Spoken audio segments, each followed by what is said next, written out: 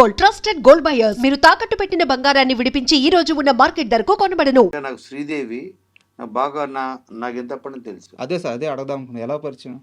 So నాకు వాళ్ళ family ఎప్పటి నుంచి పరిచయం, కాకినాడలో. నేను కాకినాడలో చదువుకున్నాను సార్. కరెక్ట్, అవును సో నా స్కూలింగ్ అంతా అక్కడే 10th వరకు. సార్.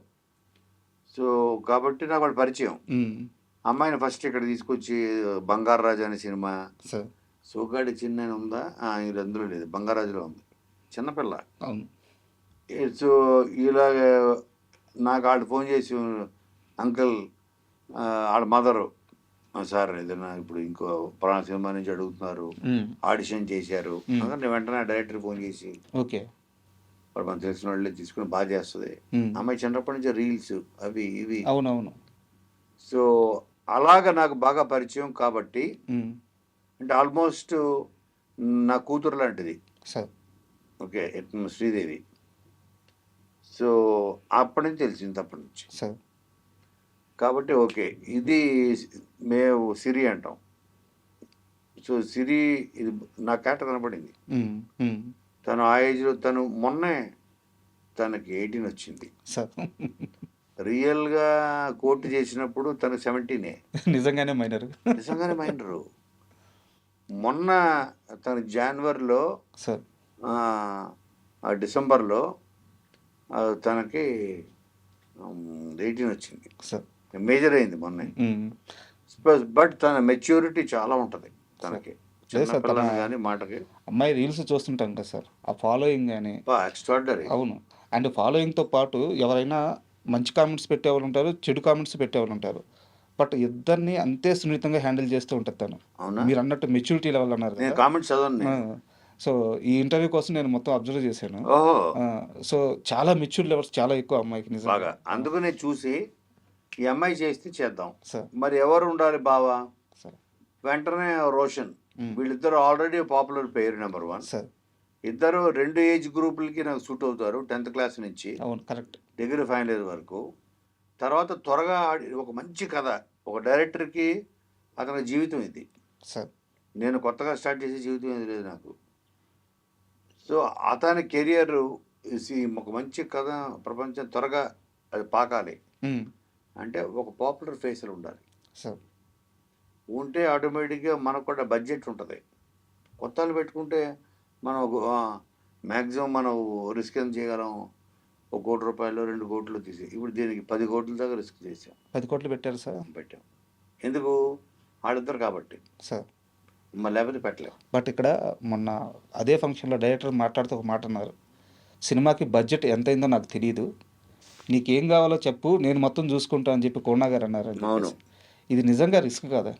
అదే రిస్క్ అంటే వీళ్ళ మీద రిస్క్ కాదు, వేరే వాళ్ళు ఎవరి మీద రిస్క్. ఇది బోత్ సబ్జెక్ట్ అన్నది బతుకుతుంది, దానికి ప్రాణం పోదు, వీళ్ళిద్దరే పోయగలరు.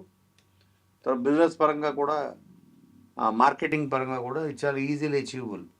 నేను ఆల్రెడీ 70% అచీవ్ చేసా.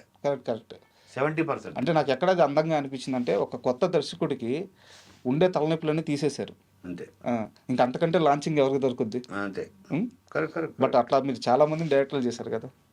కరెక్ట్. అదే నేను నా దగ్గర శివ నిర్వాణ వచ్చినప్పుడు కూడా సార్ ఆ కథ చెప్పి, సార్ దీనికి 1 కోటి రూపాయలు ఉంటే ఒక కొత్త యాక్టర్ పెట్టుకుని 1 crore సార్, అంతే సార్ బడ్జెట్, మనం చేసేయచ్చు అన్నాడు. నా కథ బాగా నచ్చింది. దీనికి ఎవరో హీరోయిన్ ఏంటో వదిలేసి, కొత్తోళ్ళ చిన్నోళ్ళ పెద్దోళ్ళ వదిలి ఫస్ట్ దీని మీద కలిసి పనిచేద్దాం అని పనిచేసి ఒకరోజు నాని దీని హీరో అని చెప్పాను. అతను షాక్. నానే సార్ చేస్తాడా సార్? నీకు ఎందుకు కోనా ఉన్నాడుగా. నేను దానికి కథ చెప్పి తీసుకెళ్ళి కూర్చోబెట్టి, తను కూడా బాగా జడ్జ్ చేయగలరు. నాని జడ్జిమెంట్ చాలా బాగుంటుంది.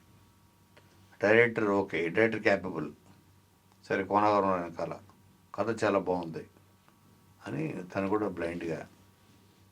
అలాగా నాకు సతీష్ కూడా, తను నేను కొత్త వాళ్ళు అనేవాడు. దీన్ని 1 కోటి రూపాయలైనా చేయాలంటే సరే 1 కోటి రూపాయలు ఓకే సార్. ఇప్పుడు అంటే స్ట్రగుల్ పడి 10 సంవత్సరాలు సినిమా ఉంటుందా లేదా, మనం వెళ్ళిపోయి ఊరికి వెళ్ళిపోయి వేరేది ఏదైనా చేసుకోవాలా ఉద్యోగం, తను ఆల్రెడీ కంటెంట్ రైటర్ జీలో, సార్. జీటీవీలో.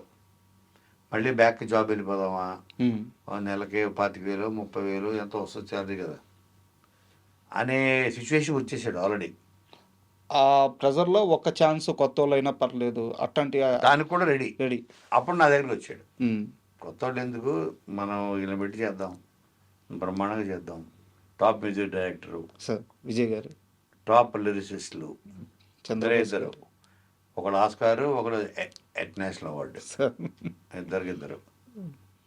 అలాగ అందరినీ టాప్ టెక్నీషియన్లు ఇచ్చి నేను మెయిన్ క్రియేటివ్ హెడ్గా ఉండి సార్ అటు స్టోరీలో చేంజెస్, స్క్రీన్ ప్లేలో ఏది, డైలాగ్స్లో ఏంటి, అన్నిట్లో. సార్ ఎందుకంటే అది నా మనసుకి బాగా ఎక్కేసింది. కరెక్ట్. అండ్ ఇక్కడ మీరు రోషన్ గురించి మాట్లాడుతూ నానితో కంపేర్ చేశారు. టూ ఎర్లీ అనిపించట్లేదా? మా ఇంట్లో మా కజిన్ పిల్లలు ఉంటారు, వాడి క్రికెట్ అంటే ఇష్టం. సార్ వాడికి బ్యాట్ కొనిచ్చి, అరే నీకు ఎందుకు క్రికెట్ ఇష్టం అంటే నేను విరాట్ కోహ్లీ అవుతా అంటాడు. సార్ టూ ఎర్లీ రా అని అనలేం కదా. సార్ డ్రీమ్స్ అన్నది వాడు పుట్టినప్పటి నుంచే, తెలిసినప్పటి నుంచే ఆడుకుంటుంది. నేను పలానా వాడిని అంత అవుతా. బట్ వాళ్ళు అనుకోవడం వేరు, కోనా వెంకట్ గారు ఒక బ్రాండ్ వేయడం వేరు. అంతే కదా, జడ్జిమెంట్ ఇది. అదే సార్, అతని క్యాపబిలిటీస్ నేను కలిసి పనిచేసే కాబట్టి. మీరు ఒక్క సీన్ చూసుంటారు కదా మొన్న వ్యాలంటైన్స్ డే రోజు, ఆ ఒక్క సీను అతని పెర్ఫార్మెన్స్ ఎవరు చెప్పలేదు సార్. అతను ఫీల్ అయ్యి ఆ పాజులు, గ్యాప్లు తీసుకుని మాట్లాడడం, తాళి పట్టుకొని సార్ ఎప్పుడు నుంచోవాలి, ఎప్పుడు కూర్చోవాలి, ఎక్కడ ఎంత పాజ్ ఇవ్వాలి ఎవ్వరు చెప్పలేదు సార్. అతనే సీన్ లోపలికి వెళ్ళి, అతని ఏజ్ ఎంత 20 రోషన్ ఏజ్ ఫీలే చేశాడు.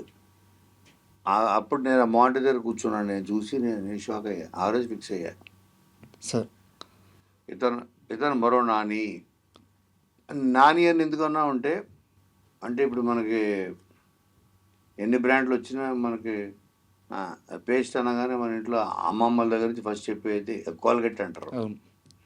అలాగా, ఎందుకంటే అదొక నమ్మకం, అదొక ప్రామాణికం. అంతే, కరెక్ట్, ప్రామాణికం అయిపోయింది అది.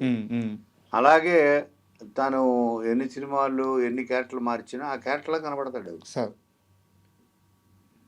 తప్ప నాని ఫస్ట్ సీన్ తర్వాత నాని ఉన్నాడు, ఇంకా కరెక్ట్ సార్, ఆ పాత్ర అయిపోతాడు. అది నేను రోషన్లో చూశాను. సూపర్. దానికి ఏజ్ ఏముంది, 10 సినిమాలు చేసినంత, ఇప్పుడు ఇంకొక 20-30 సినిమా చేసినంత మాత్రాన అతను మళ్ళీ అక్కడి నుంచి యష్ అయిపోడు కదా. ఆ న్యాచురల్ స్కూల్ని పట్టుకోగలిగే శక్తి, ఆ పెర్ఫార్మెన్స్ క్యాలిబర్, కెపాసిటీ అతను నాకు అలా అనిపించింది. Super. And for more videos, Please subscribe to iDream. Please subscribe to iDream. Please subscribe iDream. And please subscribe to iDream. For more videos, subscribe to iDream. please like, share and subscribe to the channel. Congratulations, iDream. Subscribe to iDream. Subscribe to iDream. So subscribe to iDream Media. iDream ki iDream team andarki huge congratulations. Please subscribe iDream Media. Please subscribe to iDream. Subscribe iDream. Please subscribe to iDream. iDream అంటే నా కళల ఛానల్ను subscribe చేసుకున్న నోరు తిరుగుతలేదు, మీరైతే గంట గుర్తు కొట్టండి. For more such videos, please subscribe to iDream. Subscribe to iDream. Please subscribe to iDream. Please subscribe iDream Media. Please do subscribe to iDream. Please subscribe to iDream Media. For best entertainment and information, please subscribe iDream. And don't forget to subscribe to iDream.